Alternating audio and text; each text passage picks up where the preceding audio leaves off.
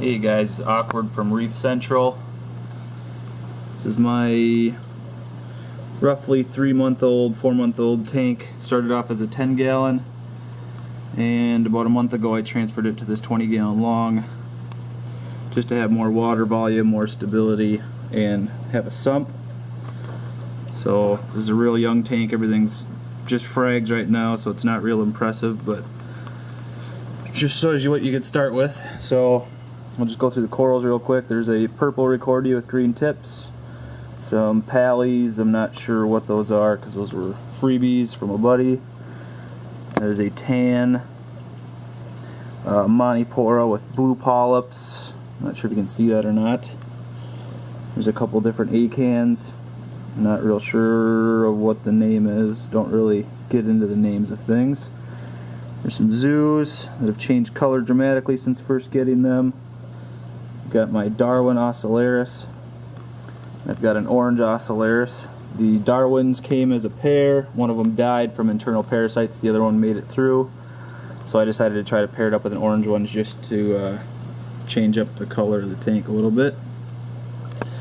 Gotta have the frog spawn, of course. It's almost a standard. That's green with purple tips. There's some zoos up there that have been withering away. I just moved them up to the highlight today. They were in the shade and they weren't doing so well, so I'm going to see what they do up there. Moving on over, there's an orange recordia. There's an orange recordia with a green center. Some blue sympodium there. An orange Monipora that's been growing like a weed since I first got it. You can see a couple different hairy mushrooms there. There's one right there and one right there. That was one large one that ripped itself in half and split to two. The GSP banished to the corner so it doesn't take over the rocks, but I do like the look of it in the motion. So try to get a full tank shot without my lights kind of screwing with you. I made my own lighting system. I'll show you that. This is just LEDs purchased off of eBay, and my Robertson drivers, those are from Amazon. Those are only about $8 a piece. I've got a real long heat sink on this aluminum L channel, and I'll see if I can show you what the LEDs look like. This is on full blast mode right now, full daylight. I've got that on different timers, so this is what the tank looks like with... Let me shut the hood so we don't get those lines in here.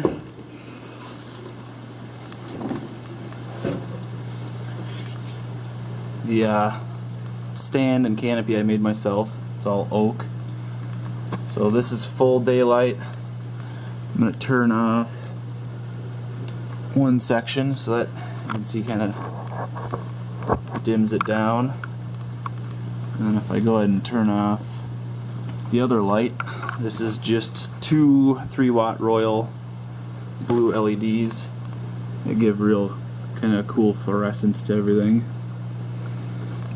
And that's what I run for the last couple hours of the day, just to kind of get the tank to shut down.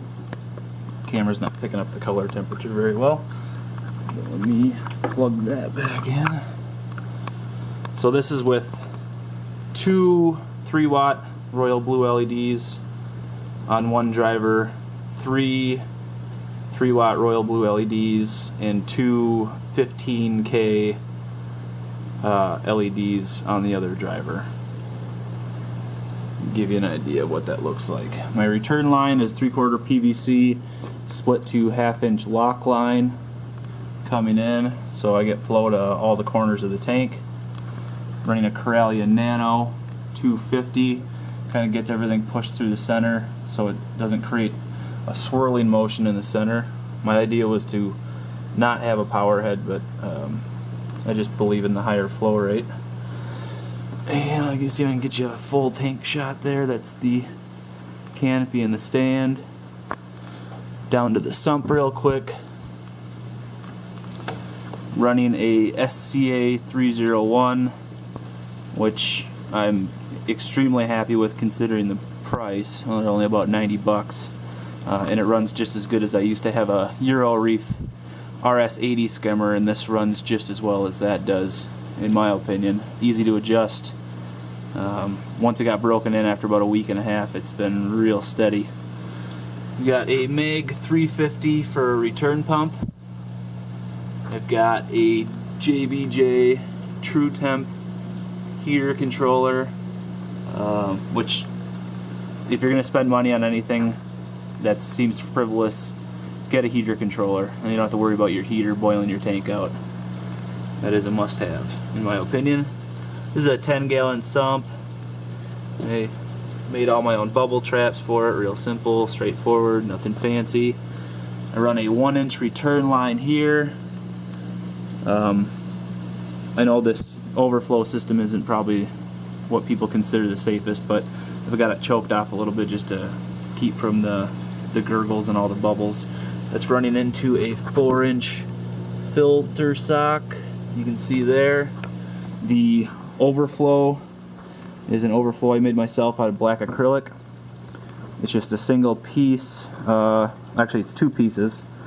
There's a bottom piece glued onto this single piece that I bent with a heat gun, and put that in the corner so you can actually see. I used the glass of the aquarium to make the other side, which is kind of neat because then I can look into the overflow, and every once in a while I'll see all kinds of cool little creatures in there. So, but anyway, guys, that's pretty much it. That's the basics of the tank. My top off system, you can see I have a 1/4-inch line running in back here. That I have running this is a 4-gallon glass aquarium that I had laying around with a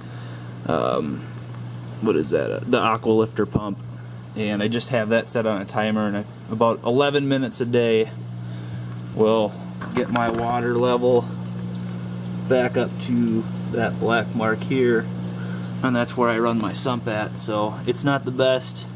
That will be upgraded someday to an electronic controller that runs the ATO, probably the high door one or something similar to that nature.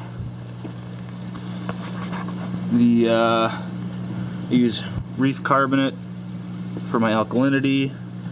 I bought strontium, although I'm not convinced that I need to dose that. I don't know why I bought that. It was a frivolous purchase.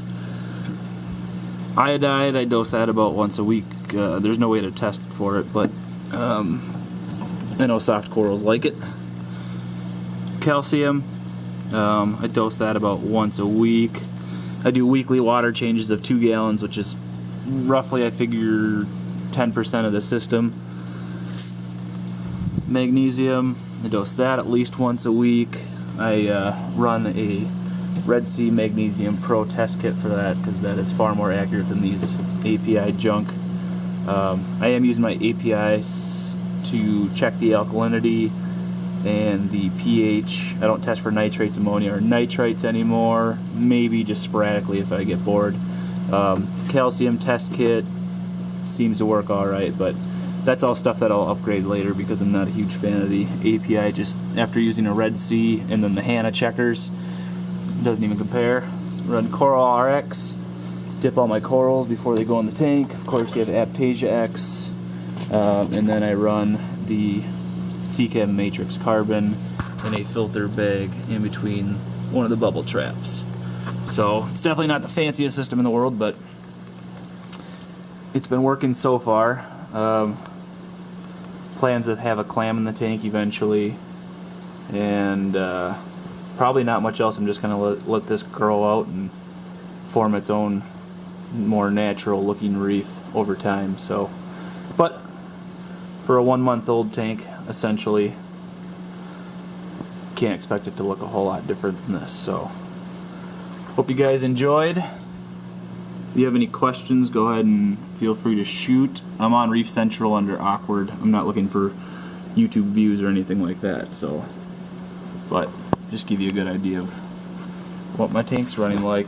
Throw on this other light real quick, see if you can see the difference in brightness.